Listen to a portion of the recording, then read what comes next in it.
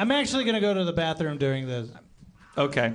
I don't blame You're going to go to the bathroom with no shoes on? That's so gross. Wow. Just going to soak up pee in your socks. This was your moment, and Schraub just decided to leave.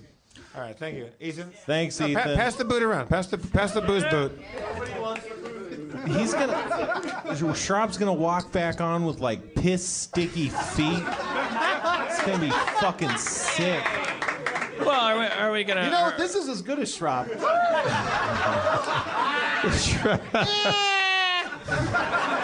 Are we going to applaud his vegan values, or are we going to pissfoot shame him? I mean, like this is.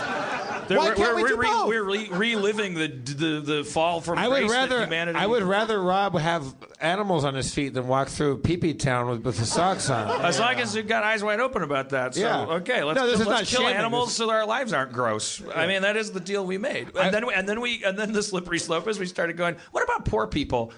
Who? Are they? I mean, they sound like they're mooing to me. I guess it's just my penthouse apartment, but all I hear is a kind of drone. It sounds like a moo. I mean, you know, I'm not saying eat them. We got all this pork, but what if we did? But what if we ate their happiness? Yes. What if most of them killed themselves and each other because we just leached their fucking energy off of them? You know that feeling when you walk by a homeless person that you don't give any money to, and then when that feeling of guilt goes away, that's the best feeling in the world. If we could bottle that. Wait. It's like sociopolitical anal beads. Yeah. It's better on the way out. Causing trauma to just... There must be like a way to yank, because it's always such a slow process. You got to pat their fake pockets. You walk by, and then it's a block later. You kind of feel a little bit of relief. Yeah, so like how do you yank it like on a skateboard? Like you skateboard past a homeless guy? I can't. Whoa, yeah. Yeah, going in not so fun. On the way out, boy oh boy. Did I tell you my friend who used to work in the returns department at a sex toy shop? Is that allowed? There was my two friends of mine actually worked in the returns department at a sex toy shop. They needed 2 people on that job. There's a flood of people coming in. Look, and apparently, like they would work late nights, and people would bring like the stuff would come back in clearly having been reboxed, like meaning they tried it on or in for size, and now they like, this wasn't what I wanted. But that's illegal. I would imagine it's a biohazard. But they also worked in the sex shop, and my friend Israel worked in the shop, and they hated. And Gargamel worked would mop the peep booths. And they said like a guy came in like late night. There was also a storefront. There was the brick and mortar front of the shop that you could go in and buy sex toys. And a guy pulls up late at night, and they hated this job more than anything, as you can imagine. And this guy pulls up in a fancy sports car with a hot drunk chick out in the car, and he comes in, he's super drunk. And he's like, hey, I want to get some sex toys for the lady. and they're like, oh, have you tried anal beads? No, what do those do? It's like, you have her put these into your butt, and right as you're about to come, tell her to pull them out as hard as she can and scream Geronimo. He's like, really? That works? Like, yeah. So they did that. I'm hoping that guy's alive still. But isn't that what you're supposed to do? I mean, I don't yell Geronimo? No. Well, I don't. I mean, you're not supposed to pull him out like you're starting a lawnmower. You're not? No. I thought everything I know about anal beads I learned from stand-up comics. So, like I love that book. Chicken soup for the fleshlight. My friend, he worked at a video store that was 15% regular new release movies, and then the rest porn, just porn and sex toys. And he said there was one movie that was consistently rented along as if he was going there for this movie, and then he would get a porn just because it was there. It's the Colgate toothpaste of the pantyhose fetishists at Albertsons. You want to know? Because it's like toothpaste is like right in the right spot. I need some toothpaste and some pantyhose. I might as well. And that toothpaste was a league of their own. I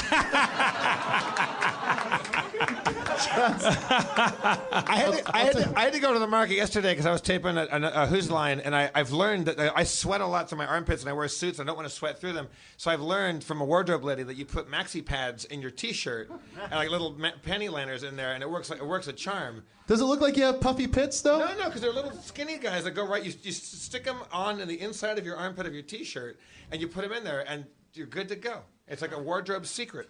But it was the first time I walked up, and I forget what else I bought, but it was a pretty funny. I got some peanut butter cups. Oh, yeah. I get so much it's like I get more Scotch tape. Like I don't know. Yeah. Well, anyway. So you never just go in and say fuck it. I'm just gonna go pantyhose straight across the board, and you don't ever do a beard purchase on that? No, there was one time. This is all pre-Amazon days. So it was like really, if you were gonna be a creep with a nylon fetish and no girlfriend, and you were gonna have and indulge yourself with your mannequin leg, you were on some level you were gonna have a face-to-face encounter. And I remember going into like a boutique. Like on Larchmont, it's like a fancy place, like a lingerie establishment. And I was just like, I got caught so off guard that I was so used to like.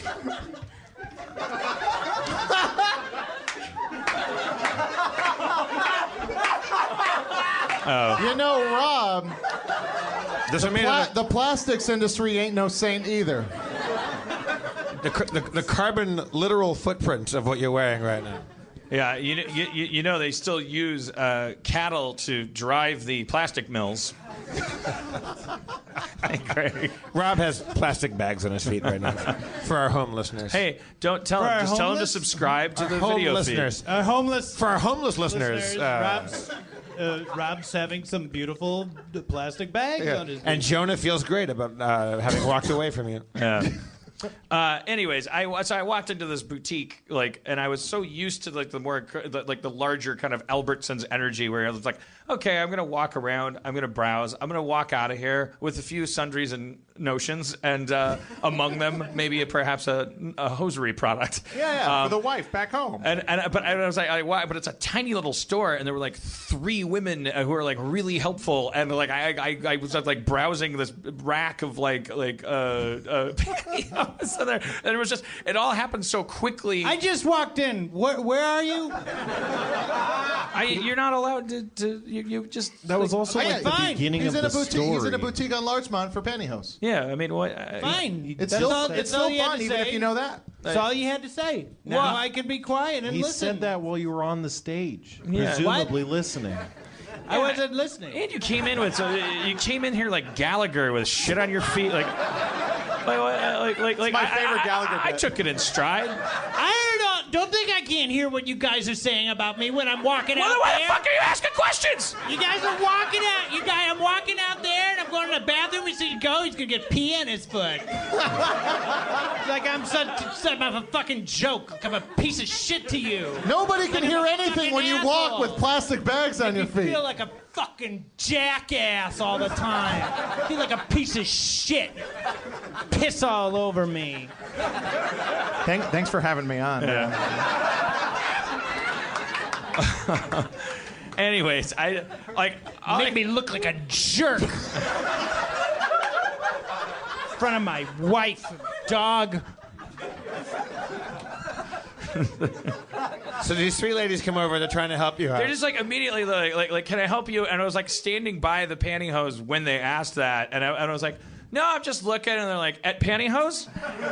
And I was like, yeah. And they're like, for your girlfriend? And I'm like, yep. And it just kept on from there until I had to make this whole fictional girlfriend, and like I was like shopping for like, why am I buying her pantyhose, and how tall is she? And it was a whole thing. It's not like a hugely entertaining story dialogue line. Oh, I'm sorry I interrupted then.